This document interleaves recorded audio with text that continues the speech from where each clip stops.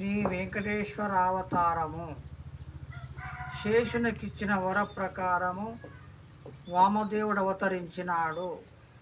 ఇక పుచ్చవామ భాగమున వాసుదేవుడు అవతరింపవలను. ఆ సమయము కూడా ఆసన్నమైనది. ఒకానొక యజ్ఞఫల దేవత నిర్దేశత విషయమైన ఎంపిక నిమిత్తముగా భృగు మహర్షి త్రిమూర్తుల పరీక్షించుచు బ్రహ్మ రుద్రులను గడచి విష్ణువుకై వైకుంఠమునకేతించినాడు.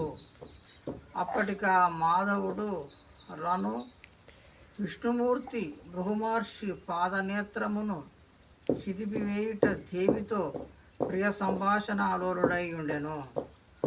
భృగువును పట్టించుకొనలేదు. దానికి కిరిసిన తాపసి లక్ష్మి కావాసమగు హరివక్షస్థలమున ఒక తాపు తన్నినాడు. అందుకు విష్ణువు రవ్వంతయైనను కోపించక శ్రీలోలుడై శ్రీవారిని గమనింపనందులకు మన్నింపు కోరినాడు. కఠోరమగు తన వక్షము తాకి మృదువులగు భృగుని పాదములను నొచ్చనేమోయని పరామర్శించుచు ఆ ఋషికి పాదములొత్తనారంభించినాడు. లక్ష్మికి ఇది నచ్చలేదు.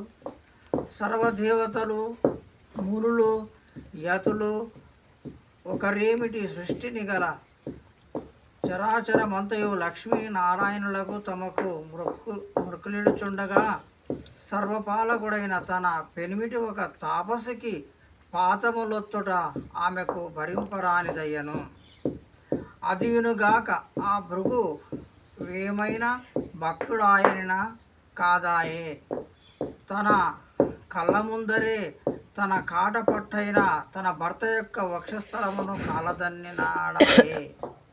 ఆ కోపము, ఈ చిరాకు అన్నియు పెనకొసగా ఆమె క్రోధాకులిత నేత్రయై, ఓయి బ్రాహ్మణ, నా విలవగు నారాయణుని వక్షమును కాలదన్నినావు గానా?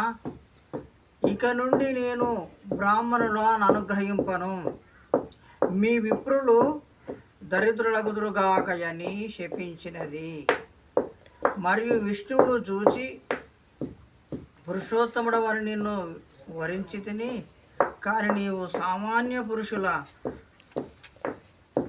కుండుపాటి పురుషాహంకారమైనను లేక ఆ పౌరుషేయమగు రీతిని ఆ భావని పాదములు పట్టుకొనుచున్నావు. కానా నేనిక నీతో ఈ వైకుంఠమునందుండజాలనని ఖచ్చితముగా చెప్పి భూలోకమునకేగి కొల్వాపుర ప్రాంతమున తపో కుటీరం నిర్మించుకొని తపస్సు చేయసాగినది. ఇక విష్ణువు భృగుని తాడనమును పట్టించుకొనలేదు. ఆలి తన నవహేళన చేటయు చెవిపెట్టలేదు.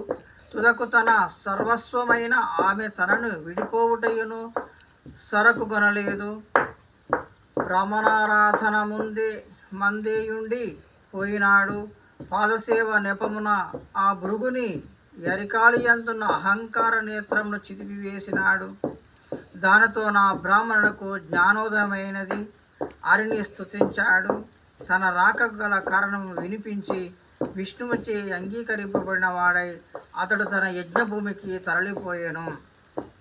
ఇక విష్ణువు తన తదుపరి లీలా ప్రదర్శనార్థము లక్ష్మిని అన్వేషించు నెపమున పర్వతముగా పరిణమించి ఉన్న ఆదిశేషుని పుష్పభాగముకు శేషాచలముపై కాలు మోపెను. శ్రీశైలముపై శివుని వలనే తానును స్వయంభూగా ఆవిర్భవించవలసి ఉన్నది. కానీ పరదేవత అయిన లచ్చిలేనిదే అర్చామూర్తి నొందుట తగదని తలచినాడు. సాధారణ పురుషుడు కూడా ఎప్పుడో పడకటింటి పరాచికములో తప్ప ఆడుదానిని ప్రాధేయపడడు కదా. అట్టిది పరమ పురుషుడు పురుషోత్తముడైన హరి లక్ష్మి కడకు పోయి రాజీ పడుట సంభవించదు కదా. అందువలన విష్ణువు యుక్త కాలమునకై ఎదురు చూస్తూ శేషాచల మందలి యొక్క పుట్టలో చేరి ధ్యాన నిమగ్నుడైనాడు. ఆ సమయమున ఆ ప్రాంతమందలి ఒకానొక రాజుగారి ధేనువు లచ్చట మేతకు వచ్చడివి. వానిలో ఒక యావు అడియున్న వల్మీకమందు పాలు కురిపించెడిది. అది గమనించి పాలేరు దానిని కొట్టబోగా గోబ్రాహ్మణ రక్షణ పరతంత్రుడైన విష్ణు అడ్డుపడి తత్ఫలితముగా తాను దెబ్బతిన్నాడు. ఆ గాయమునకు కట్టుకొను నిమిత్తము మూలికలు వెతుకు నెపమున ఆ సమీపంలో ఆశ్రమం నిర్మించుకొని వరాహస్వామిని సేవించుచున్న ఒకల మాలికను కలియుట. ఆమె ఈయనను అరిగా గురెరిగి శ్రీనివాసుడను పేర తన పుత్రునిగా నుండుమని కోరుట. అందులకి ఈయన అంగీకరించుటయో జరిగినది. విష్ణువు శ్రీనివాసుడను పేర బిల్లవేషము దాల్చి ఆశ్రమ రక్షణ భారము వహించను. జయ శ్రీమన్నారాయణ.